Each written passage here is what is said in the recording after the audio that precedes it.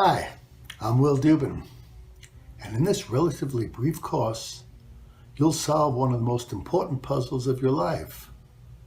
Specifically, why do you continue to follow a path that you've already learned takes you to bad outcomes? You may have one or both of these problems to solve. Relapsing addiction. Repeated failures to control your use of a substance such as food, alcohol, or a drug, or your use of an activity such as gambling, sex, pornography, gaming, electronic devices, etc. The other puzzle we'll be focusing on is excessive emotional reactions, which often show up as relationship problems, hurting a loved one. If there's a recurring pattern of self-sabotage in your history, you'll continue to repeat it until you solve the puzzle of why you react to the things that happen as you do.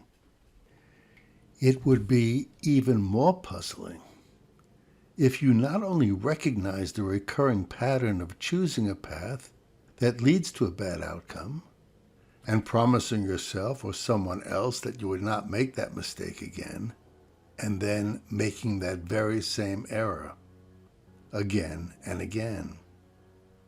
If you're clever enough to recognize the recurring pattern of bad outcomes and resolve to change, then why don't you adhere to your own intentions and follow the path that takes you to what you consider to be better outcomes?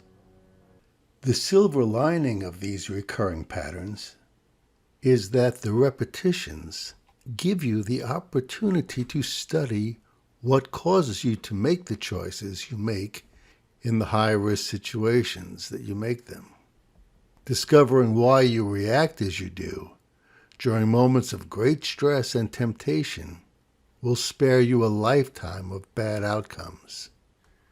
To do this personal research, we'll be using the tools and methods developed over the past half-century, collaborating with clients as they extricated themselves from recurring patterns of self-sabotage that are not too dissimilar to yours.